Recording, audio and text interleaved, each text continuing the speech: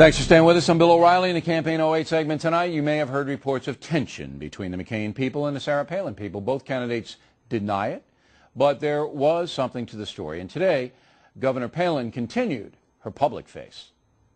If I cost John McCain even one vote, I am sorry about that, because John McCain, I believe, is the American hero. I had believed that it was his time. He being so full of courage and wisdom and experience, that valor that he just embodies, I believe he would have been the best pick. But that is not the Americans' choice at this time. Joining us now from Phoenix with the inside story on the governor's odyssey, Fox News chief political correspondent Carl Cameron, who has covered the McCain campaign. All right, let's take it from the beginning. In the convention in Minneapolis, St. Paul, everybody was happy, big bump, this and that. When did the first signs of tension develop? Well, it was actually before the convention. There were some people in the McCain campaign who thought that the selection of Sarah Palin was risky because they didn't believe that she had enough knowledgeability to carry it off. And there were some objections. The McCain campaign needed a game changer. They said as much. Some even described the selection of Palin as something of a Hail Mary. But early on, they began to discover that there were these gaps in her knowledge. And I just want to rattle off a couple of the things that insiders say she just simply didn't know. There were real problems with basic civics, government structures, municipal, state, and federal government responsibilities. She didn't know the nations involved in the North American Free Trade Agreement, we're told. Those, of course, being the U.S., Canada, and Mexico. NAFTA, a major campaign issue, that would have been something of a deficit. We're told that she wasn't actually able to name all the countries in North America as part of that debate. And she didn't understand, McCain aides told me today, that Africa was a continent and not a country, and actually asked them, they argue, they say, if South Africa wasn't just part of the country as opposed to a country in the continent.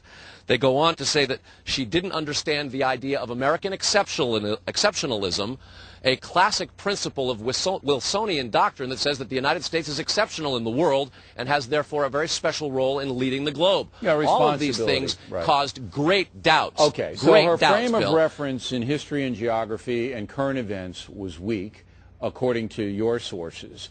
And so that, but she can be tutored. I mean, a woman's not a stupid woman. That's right. You can tutor people, and you can get people up to speed on the basics of, here's the government, here's the exceptionalism that we're talking about, here's the world map, here's our interaction. So it's got to be more than that. Go.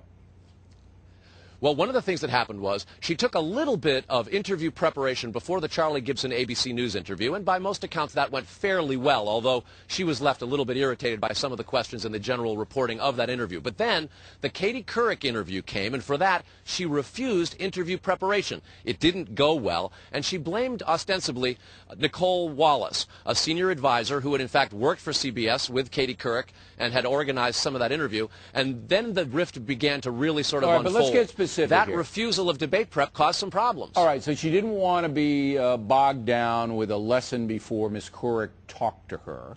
And then she goes in to talk to Couric, and it doesn't go well. What does that mean? I mean, what was the big deficit of the interview?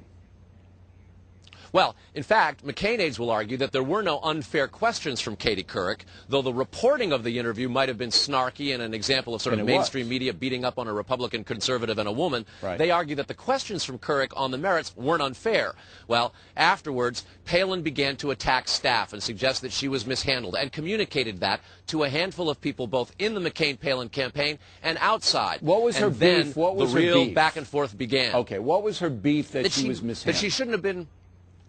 Well, that she hadn't been warned, that she hadn't been steered to opportunities where there might have been more friendly audiences. And mostly, she said she wanted to get out on the campaign trail and speak and defend herself.